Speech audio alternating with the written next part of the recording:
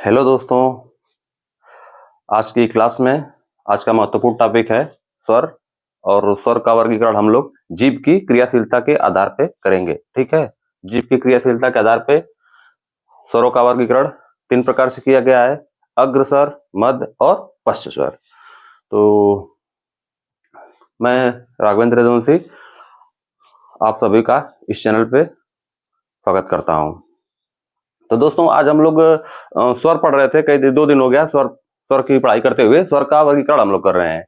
तो जीभ की क्रियाशीलता के आधार पे आज हम लोग पढ़ेंगे। ठीक है, देखिए मात्रा के आधार पे मात्रा के आधार पे वर्गीकरण हम लोग पढ़े थे। तो मात्रा के आधार पे स्वर का वर्गीकरण 3 प्रकार से किया गया। ठीक है, ह्रस्व स्वर, दीर्घ और प्लुत। ठीक, फिर कल हम लोग क्लास किए ओष्ठाकृति के आधार पे। ओष्ठाकृति के आधार पे हम लोग कल वर्गीकरण किए मात्रा का। तो ओष्ठाकृति के आधार पे ओष्ठाकृति देखिए, ओष्ठाकृति के आधार पे वर्गीकरण किए। तो ओष्ठाकृति के आधार पे स्वर 2 प्रकार के हुए। ठीक है, एक वृत्ताकार और एक अवृत्ताकार।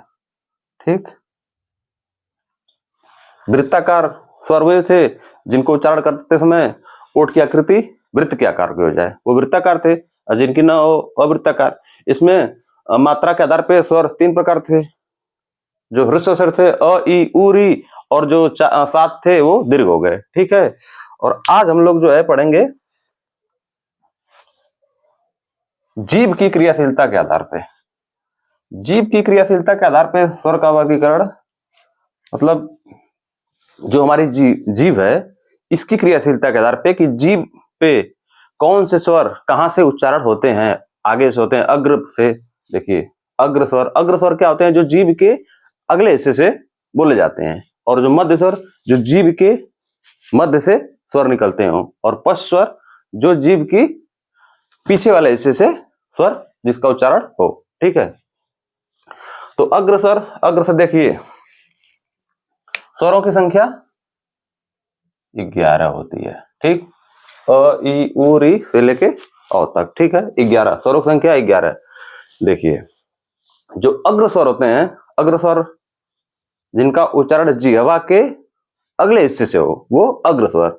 जैसे देखिए ई, बड़ी, ए, और री। ठीक है,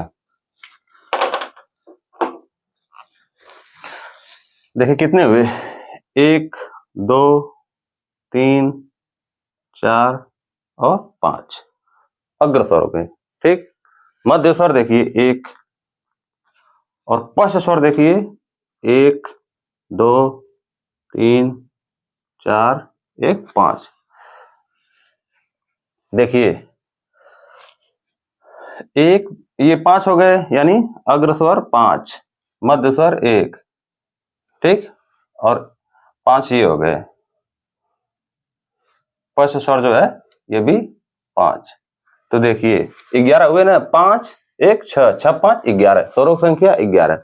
अब जीभ की क्रियाशीलता के आधार पे हम लोग देखेंगे कि 3 प्रकार के होते हैं। ठीक है, अब आइए अग्र स्वर के बारे में हम लोग चर्चा करेंगे कि अग्र स्वर कैसे बोला जाता है, जीवा के कैसे अगले हिस्से से बोला जाता है। देखिए अग्र स्वर मतलब जीभ के अगले वाले हिस्से से इन स्वरों का जो है, ये 5 हैं, इनका उच्चारण किया जाएगा। देखिए ई, देखिए आप लोग अब उच्चारण करेंगे अपने मुख से तो पता चलेगा। देखिए ई, देखिए जब बोलेंगे ई तो हमारा जो जिह्वा है उसके अगले हिस्से से बोला जा रहा है। ई, बड़ी ई, ए, री।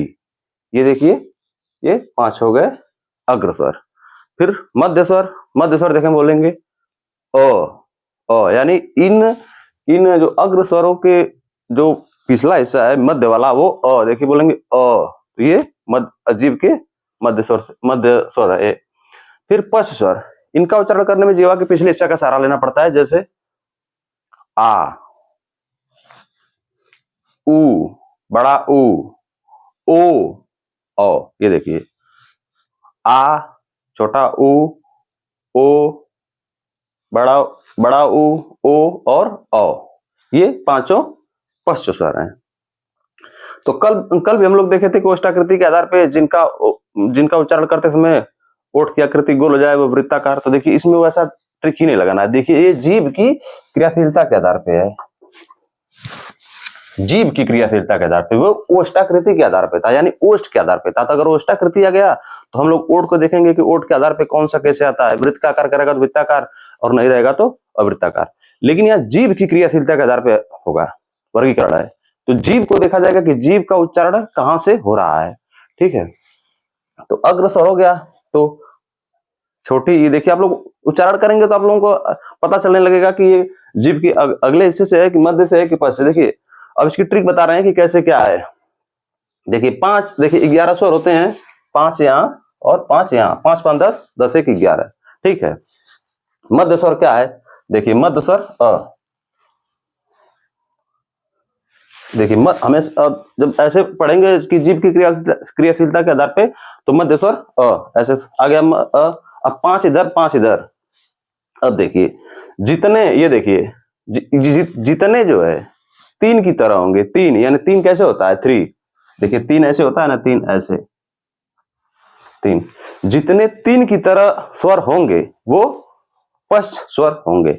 देखिए आ भी 3 की तरह है ना ऐसे, ये देखिए ये भी, ये देखिए ऊ, ये देखिए बड़ा ऊ, ये देखिए ओ, ये देखिए औ, यानी कि जितने 3 की तरह स्वर हैं वो हो जाएंगे पश्च स्वर।